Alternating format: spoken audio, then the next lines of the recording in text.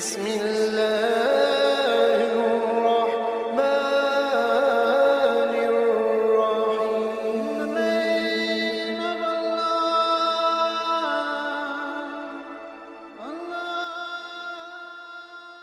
بسم اللہ الرحمن الرحیم. شروع اللہ کے نام سے جو بڑا مہربان اور نہایت رحم والا ہے. امریکہ سے تعلق رکھنے والی ماڈل سارا واکر، جس کو مسلمانوں سے شدید نفرت تھی اور اسے یہودیوں سے بہت زیادہ لگاؤ تھا، کیونکہ اس کی ماں کا تعلق اسرائیل کے شہر تل ابیب سے تھا، جبکہ اس کا باپ امریکی تھا. سارا واکر کی پیدائش نیو یارک شہر میں ہوئی. اس کی ابتدائی جوانی فحاشی اور نائٹ کلبز میں گزری.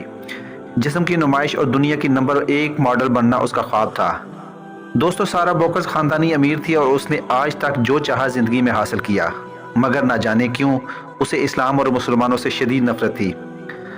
سارا جب بھی امریکہ میں کسی مسلمان یا حجابی خاتون کو دیکھتی تو انہیں دہشت گرد سمجھتی اور گالیاں دینا اپنا فریضہ سمجھتی. ایک وقت ایسا آیا جب سارا کا شمار امریکہ کی بہترین ماڈلز میں ہونے لگا. بڑے اور ملٹی نیشنل کمپنیوں والے سارا کی طرف متوجہ ہونے لگے اور یوں سارا واکر فیشن انڈسٹری میں اپنا دھاک جمانے میں کامیاب ہو گئی. مگر اس کا مقام جتنا اونچا ہوتا گیا، اس کی بے چینی بھی اتنی ہی بڑھتی گئی. جبکہ وقت گزرنے کے ساتھ ساتھ اس کا اعتماد ٹوٹتا جا رہا تھا. ایک دن سارا اپنی زندگی سے انتہائی تنگ آئی. پیسہ، شہرت، سب کچھ اس کے قدموں میں تھا، لیکن وہ روحانی سکون سے بالکل محروم ہوتی چلی گئی.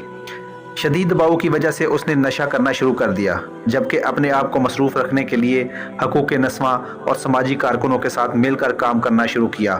مگر اس کے باوجود اس کے مرض میں دن بدن اضافہ ہوتا چلا گیا. اس دوران اچانک امریکہ میں 9/11 کا واقعہ پیش آیا. سارا، جس کو پہلے ہی اسلام اور مسلمانوں سے شدید نفرت تھی، اس واقعہ کے بعد اس میں مزید اضافہ ہوا. سارا نے مختلف یہودی NGOs کے ساتھ مل کر اسلام کے خلاف کام شروع کیا. 9/11 کے بعد پوری دنیا میں ہر طرف اسلام پر حملے ہو رہے تھے. ہندو، عیسائی اور یہودی اپنی پوری توانائی اسلام مخالف سرگرمیوں میں صرف کر رہے تھے.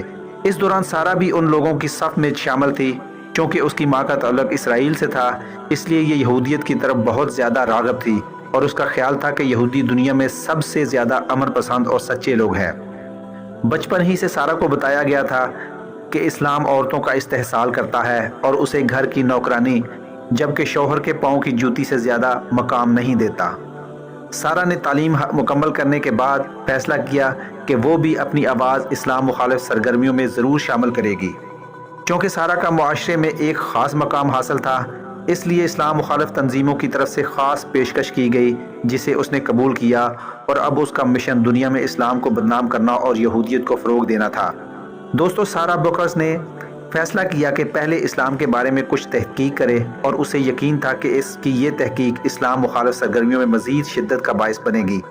مگر اس کے وہم و گمان میں بھی نہیں تھا کہ اس تحقیق کے بعد اس کی اپنی رائے اسلام اور مسلمانوں کے متعلق یکسر بدل جائے گی. تحقیق شروع کرنے سے پہلے اس نے ایک ایسے سینئر سماجی کارکن سے ملاقات کی جو بلا تفریق ملک و مذہب سارے انسانوں کی فلاح و بہبود کا داعی تھا. اس ملاقات کے بعد سارا کو احساس ہوا کہ انسانیت سے بڑھ کر دنیا میں کوئی چیز نہیں جس کا اسلام ہمیشہ سے حکم دیتا ہے. مگر یہ سب سارا کے لیے قبول کرنا اتنا آسان نہیں تھا.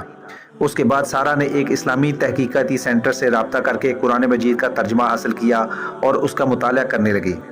سب سے پہلے تو قرآن مجید کے اسلوب و انداز نے اسے بہت زیادہ متاثر کیا. اس کے بعد قرآن مجید میں کائنات، انسانوں اور زندگی کے بارے میں بیان کردہ ناقابل تردید حقائق، عبد و معبود کے رشتے پر جو روشنی ڈالی گئی ہے، سارا کو اس سے پہلے کسی کتاب میں نظر نہیں آتی تھی. سارا مزید بیان کرتی ہیں، میں بے اختیار یہ سوچنے لگی کہ بلا شبہ یہ کسی انسان کا کلام نہیں ہو سکتا. مزید یہ کہ قرآن مجید نے اپنی تعلیمات کا مخاطب براہ راست انسان اور اس کی روح کو بنایا ہے. سارا نے قرآن مجید میں بیان کردہ عورتوں کے حقوق کا مقابلہ دوسرے ادیان مذاہب سے کیا. پھر اس نے نبی کریم صلی اللہ علیہ وآلہ وسلم کے فرامین، آپ صلی اللہ علیہ وآلہ وسلم کے صحابہ کرام اجمعین کی زندگی کو دیکھا تو سارا کو قرآن مجید میں زندگی کا بہترین نمونہ اور عکس جمیل نظر آیا. آخر کار وہ لمحہ آ گیا جب اس نے فیصلہ کیا کہ وہ ساری زندگی جس سکون کے لیے بےتاب تھی وہ صرف اسلام قبول کر کے ہی حاصل کیا جا سکتا ہے.